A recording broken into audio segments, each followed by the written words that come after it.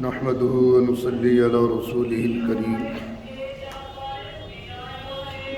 أما بعد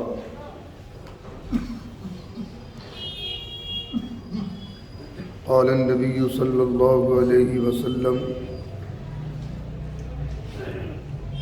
اللهم بارك لنا في رجب وشعبان وبلغنا رمضان أو كما قال عليه الصلاة والسلام اللهم طهر قلبي من النفاق وعملي من الرياء ولساني من الكذب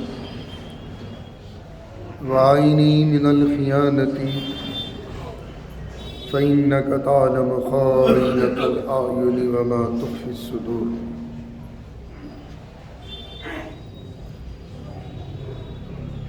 عزیزان گرامی،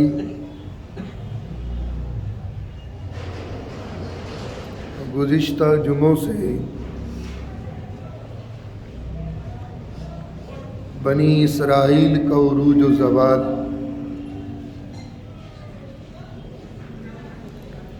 فلسطین تاریخ کے آئینے میں یروشلم کا مقام و مرتبہ، بیت المقدس کی عظمت، اور یہ بیت المقدس تین آسمانی مذہب کا سنگم ہے۔ یہ تمام تفصیلات دروس جمعہ میں آپ حضرات کے سامنے آ چکی ہیں۔ پچھلے جمعے کو بچپن میں وفات پانے والے بچے قیامت کے دن والدین کے سفارشی ہوں گے، اس عنوان کے ساتھ حاضر ہوا تھا، لیکن کچھ عوارض کی وجہ سے پچھلے جمعے کی ریکارڈنگ نہیں ہو سکی تھی، اس لیے اس حدیث پاک کو آپ حضرات کے سامنے دوبارہ ریپیٹ کرتا ہوں اور اس کی تشریح۔ بیت الحمد یہ کیا چیز ہے؟ یہ جنت میں ایک محل ہوگا، ایک مقام ہوگا، لیکن یہ محل کون سے عمل کی وجہ سے ملے گا؟ شاید آپ حضرات کے ذہنوں میں آئے کہ میاں لمبی لمبی تسبیحات پڑھنے سے، ساری رات تہجد میں کھڑے ہونے سے، بے شک یہ اعمال اچھے ہیں، اس میں کوئی دو رائے نہیں ہے، شب بیداری، اللہ کا ذکر، لیکن یہ محل کون سے عمل سے ملا ہے؟ حضرت سیدنا امام احمد رحمۃ اللہ علیہ نے اپنی مسند میں اور امام ترمذی رحمۃ اللہ علیہ نے اپنی جامع میں اس روایت کو نقل کیا ہے۔ روایت کے جو راوی ہیں وہ سیدنا حضرت ابو موسیٰ اشعری رضی اللہ تعالیٰ عنہ کی ذات بابرکت ہے، بہت اونچے درجے کے صحابی ہیں، اور میرا جہاں تک عقیدہ ہے، اپنا پرسنل عقیدہ، اللہ نے اس جماعت کو مختص کیا تھا، سلیکٹ کیا تھا رسول کے لیے۔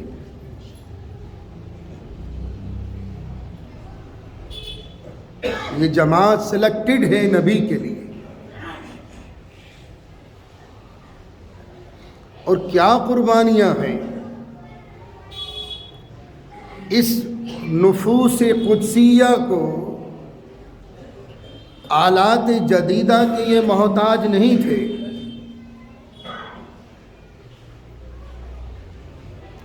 آقا نے ان کو اتنا مانج دیا تھا، روحانی اعتبار سے اتنے پاورفل ہو چکے تھے صحابہ کہ زمین سے کان لگا لیے اور ارشاد فرمائے یا رسول اللہ دشمن اتنی دوری پر ہے اور اتنی تعداد میں. آج کی ٹیکنالوجیز اس پاور کے سامنے فیل ہے. کیا پاور تھی؟ روحانی طاقت. حضرت سیدنا عمر بن خطاب امیر المومنین مسجد نبوی کے منبر سے خطاب فرما رہے ہیں. 250 میل دوری پر جنگ جاری ہے. یہیں سے کمانڈ کی یا ساریہ الی الجبل. پہاڑ کے پیچھے دیکھ ساریہ جو کمانڈر ان چیف تھے فوج کے، دشمن کھڑا ہوا ہے. کوئی وائرلیس سسٹم نہیں تھا، سیٹلائٹ سسٹم نہیں تھا جو آج کا دور ہے. کچھ نہیں، نہ ٹیلی گرام سسٹم تھا.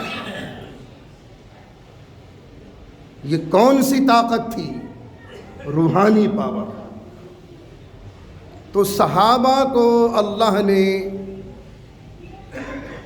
منتخب کیا تھا ہمارے آقا نبی پاک صلی اللہ علیہ وسلم کی ذات بابرکت کے لیے. انہی میں سے حضرت سیدنا ابو موسیٰ اشعری رضی اللہ تعالیٰ عنہ کی ذات بابرکت ہے. جب کسی کا چھوٹا بچہ فوت ہوتا ہے، معصوم، بلوغت سے پہلے،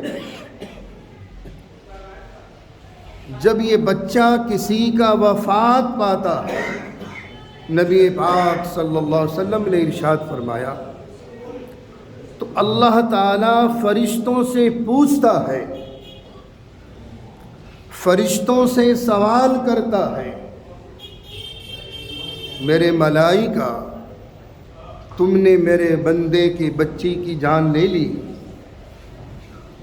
اس معصوم کی جان لے لی. حالانکہ علم غامض میں سب کچھ ہے اللہ کے. ملائکہ عرض کرتے ہاں بار الہ، آپ کا حکم تھا تعمیل کر لی. ارشاد باری ہوتا ہے میرے ملائکہ جس وقت میں آپ نے میرے بندے کے بچی کی جان نکالی، روح نکالی، اس وقت میں اس نے کیا کہا تھا؟ تو بڑھاپے کا سہارا تھا، آنکھوں کی ٹھنڈک تھی، اور یہ فطرت ہے انسان کی. ہمارے آقا بھی روئے تھے حضرت ابراہیم رضی اللہ تعالیٰ عنہ کے انتقال پر. شیر خوارگی کے عالم میں چلے گئے، بیٹا تھا حضور کا. صحابہ نے رونے کی وجہ پوچھی، ارشاد فرمایا میری آنکھوں کی ٹھنڈک تھی، میرے بڑھاپے کا سہارا تھا. اپنے صدمے کو رو کے اس کی بھڑاس نکال رہا. تو ایک فطرت ہے رونا، صدمہ ہونا ایک فطرت ہے. ملائکہ عرض کرتے ہیں بار الہ، اس بندہ خدا نے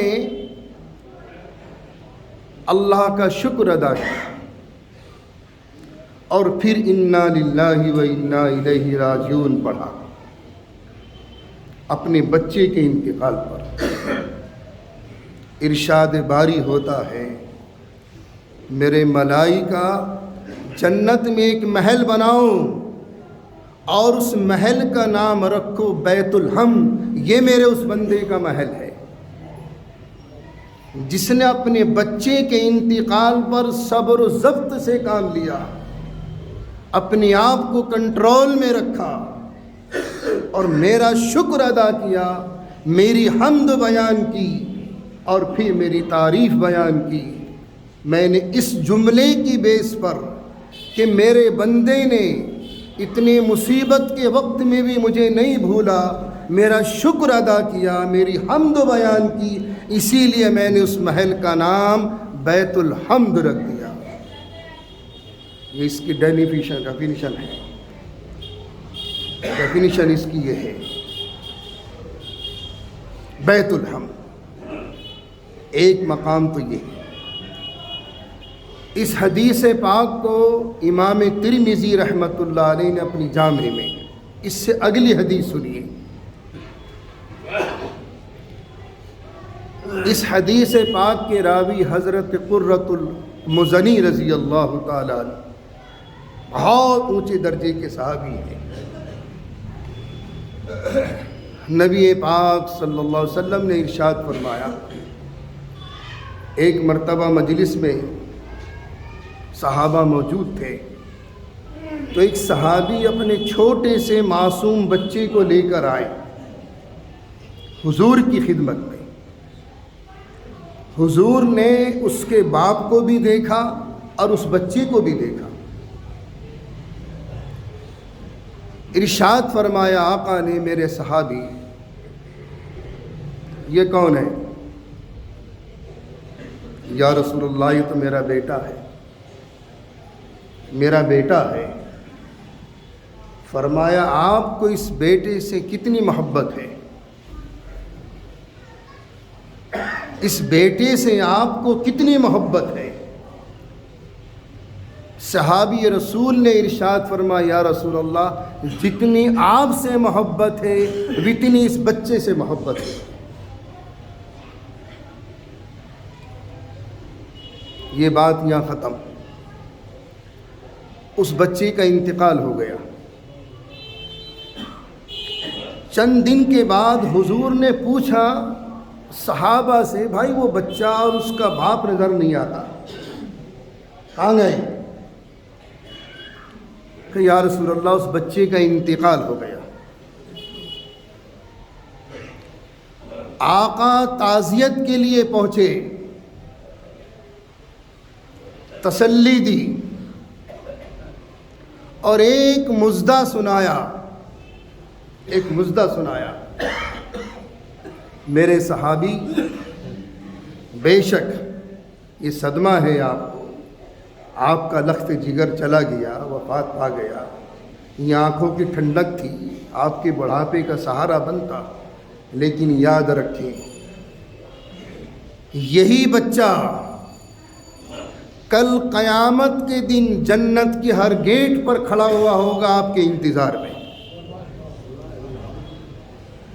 جس دروازے سے آپ داخلہ چاہتے ہوں گے، جس گیٹ سے آپ انٹری چاہتے ہوں گے، یہ بچہ وہاں موجود ہوگا۔ تو بچپن میں وفات پانے والے بچے کل قیامت کے دن والدین کی سفارشی ہوں گے۔ ایک اور حدیث آخر میں سنتے چلیے گا۔ اس حدیث پاک کے راوی حضرت سیدنا علی رضی اللہ تعالیٰ عنہ کی ذات بابرکت ہے، کوئی شک نہیں۔ آپ تو علم کا دروازہ بھی تھے، علم کے شہر بھی تھے۔ اس حدیث پاک کے راوی نبی پاک صلی اللہ علیہ وسلم نے ارشاد فرمایا، جس عورت کا اسقاط ہو جاتا ہے، اسقاط حمل، مس کیریج، ایک ہوتا ہے ابورشن، وہ تو گناہ ہے، وہ تو جان بوجھ کر قتل کرنا ہے۔ ایک ہے مس کیریج، خود بخود اسقاط ہو گیا۔